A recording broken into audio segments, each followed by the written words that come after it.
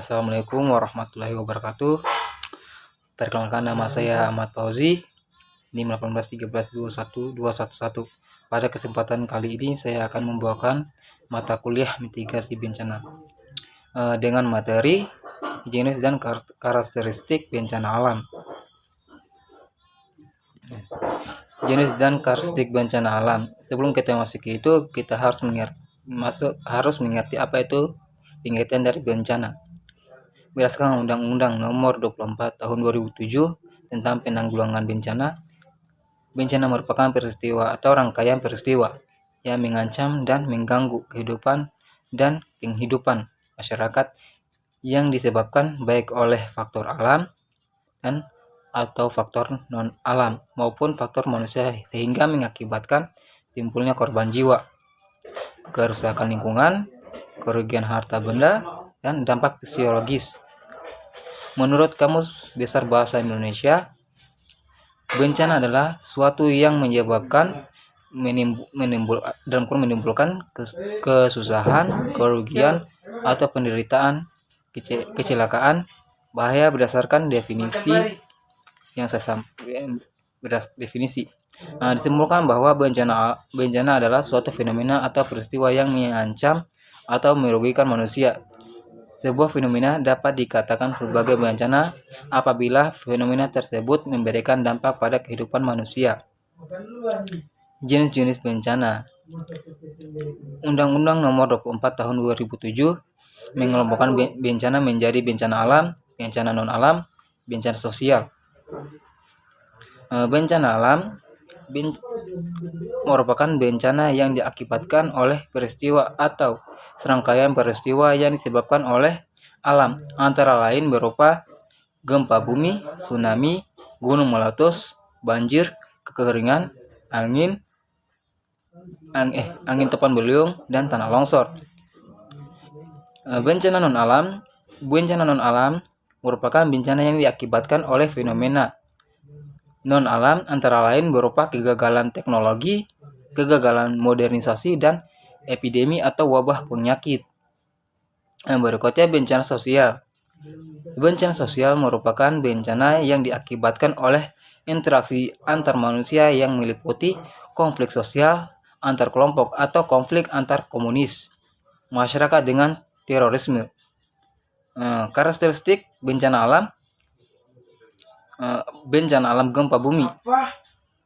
Menurut Nur, gempa bumi adalah getaran dalam bumi yang terjadi sebagai akibat dari telepasnya energi yang terkumpul secara tiba-tiba dalam batuan yang mengalami deformasi. Terdapat beberapa tipe gempa bumi. Gempa bumi vulkanik. Gempa bumi ini terjadi akibat adanya aktivitas magma yang biasa terjadi sebelum gunung api meletus. Gempa bumi tektonik. Gempa bumi ini disebabkan oleh adanya aktivitas teknologi, yaitu pergeseran lempeng tektonik secara mendadak yang mempunyai kekuatan dari yang sangat kecil hingga yang sangat besar. Gempa bumi ini banyak menimbulkan kerusakan atau bencana alam di bumi. Getaran gempa bumi yang kuat mampu menjalar ke seluruh bagian bumi. Gempa bumi tumbukan. Gempa bumi ini diakibatkan oleh tumbukan meteor atau asteroid yang jatuh ke bumi. Jenis gempa bumi ini jarang terjadi. Gempa bumi runtuhan. Gempa bumi ini biasanya terjadi pada daerah kapur ataupun pada daerah pertambangan. Gempa bumi ini jarang terjadi dan bersifat lokal. Gempa bumi buatan. Gempa bumi buatan adalah gempa bumi yang disebabkan oleh aktivitas dari manusia seperti peledakan dinamit, nuklir, atau palu yang dipukulkan ke permukaan bumi. Adapun karakteristik bencana alam gempa bumi adalah berlangsung waktu yang sangat singkat. Yang kedua, lokasi terjadinya kejadian tertentu. Ketiga, akibatnya dapat menimbulkan bencana. Keempat, berpotensi terulang lagi. Kelima, belum dapat diprediksi. Keenam, tidak dapat dicegah tetapi akibatnya yang ditimbulkan dapat dikurangi. Bencana alam tsunami. Tsunami berasal dari bahasa Jepang, yaitu su, yang berarti pelabuhan, nami berarti gelombang, sehingga secara umum diartikan sebagai pasang laut yang besar di pelabuhan. Menurut Nur, mengungkapkan bahwa tsunami adalah suatu pergeseran naik atau turun yang terjadi secara tiba-tiba pada dasar samudra. Pada saat terjadinya gempa bumi bawah laut akan menimbulkan gelombang laut pasang yang sangat besar yang lazim disebut tidal waves. Besar kecilnya gelombang tsunami sangat ditentukan oleh karakteristik gempa bumi yang memicunya.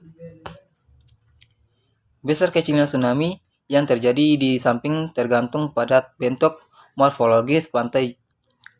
Juga dipengaruhi oleh karakteristik sumber gangguan implosif yang ditimbulkannya. Karakteristik gelombang tsunami meliputi energi, magnitudo, kedalaman pusat gempa, mekanisme fokus, dan luas rupture area. Beberapa karakteristik tsunami antara lain, tinggi gelombang tsunami di tengah lautan mencapai lebih kurang 5 meter. Serentak sampai pantai, tinggi gelombang ini dapat mencapai 30 meter. Panjang gelombang tsunami 50-200 km, jauh lebih besar daripada gelombang pasang laut 50-150 meter. Panjang gelombang tsunami ditentukan oleh kekuatan gempa. Sebagai contoh, gempa bumi tsunami dengan kekuatan magnitudo 7-9. Panjang gelombang tsunami berkisar 20-50 km dengan ketinggian gelombang 2 meter dari permukaan laut.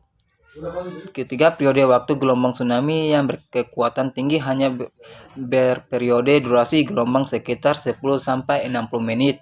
Sedangkan gelombang pasang biasa berlangsung lebih lama, 12-24 jam. Keempatnya, cepat lambat. Gelombang tsunami sangat tergantung pada kedalaman laut. Bila kedalaman laut berkurang setengahnya, maka kecepatan berkurang 3/4-nya. Ada beberapa penyebab terjadinya tsunami.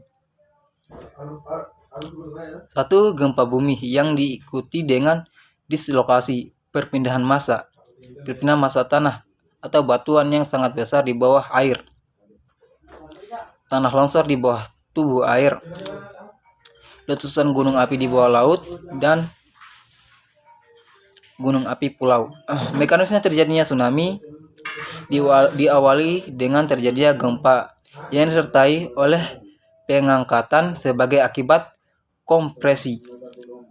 Kedua, gelombang bergerak keluar ke segala arah dari daerah yang terangkat. Yang berikut, bencana alam banjir. Banjir merupakan peristiwa meluapnya air dari sungai sehingga menggenangi wilayah daratan yang normalnya kering. Banjir umumnya terjadi ketika volume air pada sungai melebihi daya tampung sungai. Berdasarkan penyebabnya, banjir dapat dikategorikan dalam 4 kategori, yaitu banjir yang disebabkan oleh hujan lebat yang melebihi kapasitas penyaluran sistem pengaliran air yang terdiri dari sistem sungai alamiah dan sistem drainase buatan manusia. Yang kedua, banjir yang disebabkan meningkatnya muka air di sungai sebagai akibat pasang laut maupun meningginya gelombang laut akibat badai. Yang ketiga, banjir yang disebabkan oleh kegagalan bangunan air buatan manusia seperti bendungan, tanggul, dan bangunan pengendalian banjir. Keempat, banjir akibat kegagalan bendungan alam atau penyumbatan aliran sungai akibat runtuhnya atau longsornya tebing sungai. Pada umumnya, banjir yang berupa genangan maupun banjir bandang bersifat merusak. Aliran arus air yang cepat dan bergolak dapat mengakibatkan korban jiwa karena aliran air yang sangat deras dan besar dapat membuat orang hanyut atau tenggelam. Aliran air yang membawa material tanah yang halus akan mampu menyeret material yang lebih berat sehingga daya rusaknya akan lebih tinggi. Banjir mampu merusak fondasi bangunan, pondasi jembatan, dan lainnya yang dilewati sehingga menyebabkan kerusakan parah pada bangunan tersebut. Bahkan mampu merobohkan bangunan dan mampu menghanyutkannya. Bencana alam letusan gunung api. Gunung berapi adalah bukaan atau rekahan pada permukaan atau kerak bumi yang membenarkan gas, abu, dan batu cair yang panas bebas jauh di dalam bawah permukaan bumi. Aktivitas gunung berapi membabitkan extrusion of rock yang cenderung membentuk gunung atau ciri-ciri membentuk gunung melalui tempoh masa. Gunung berapi yang akan meletus dapat diketahui melalui beberapa tanda antara lain: suhu di sekitar gunung naik, mata air menjadi kering, sering mengeluarkan suara gemuruh, kadang disertai getaran gempa, tumbuhan di sekitar gunung layu, binatang di sekitar gunung bermigrasi.